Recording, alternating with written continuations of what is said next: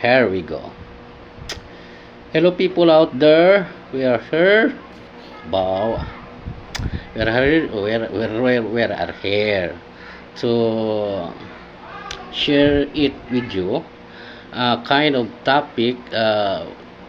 We call this expository sermon. So this is expository. I would like to share all of you, especially the teachers of the scripture. So here we go. This is the example. My topic is about love. So this is expository sermon. Example like this.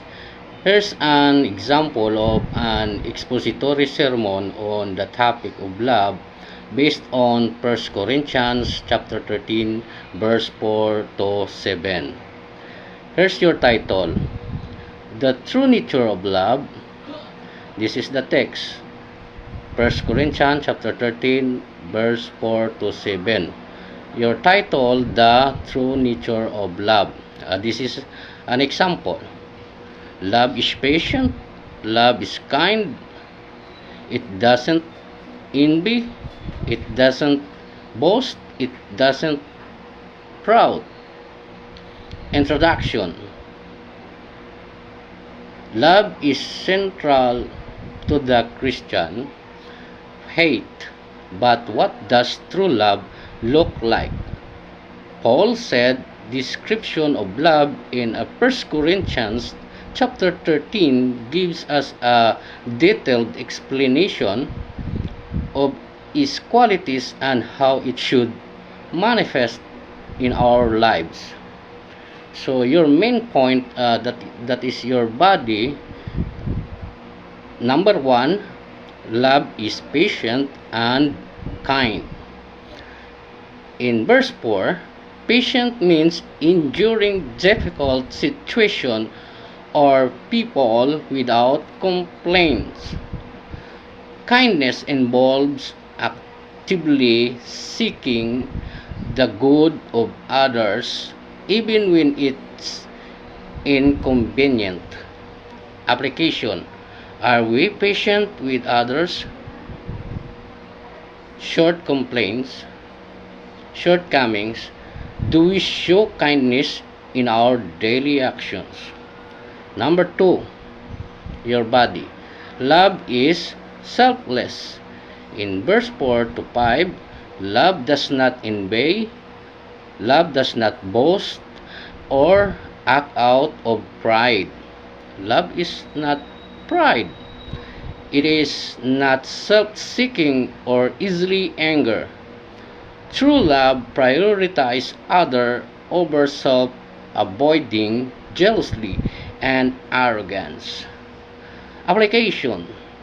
Do we let pride or selfishness hinder our relationship? Number 3, love forgives and protects.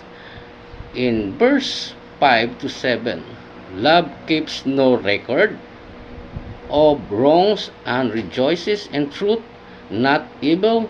It always protects, trusts, hopes, and perseveres, even in tough times. Application. Are we willing to forgive and trust others even when it is difficult?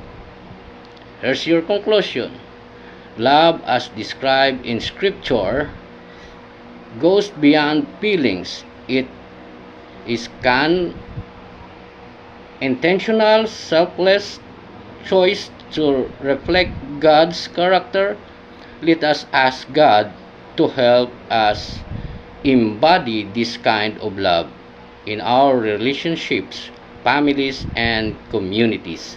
So here's the example of the sermon, the common sermon we called expository sermon. Topic outlines, and the topic is about love. So based in the scripture, your topic is love. Your title, the nature the true love, the nature of true love. So your text is 1 Corinthians chapter 13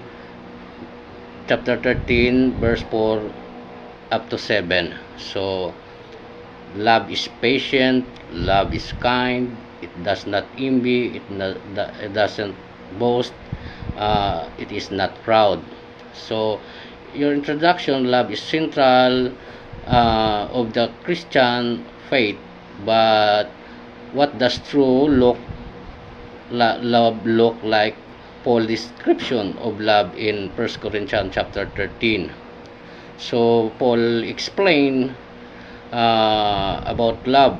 So you go to your body. Number one, love is patient and kind, and number two, love is selfless. Number three, love forgives and protects. This the sample is your body in 1 2 3, and your conclusion is depends what the Bible says, and the meaning for you.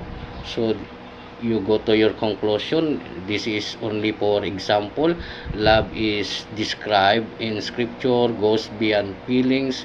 It can intentional selfless choice to reflect God's character.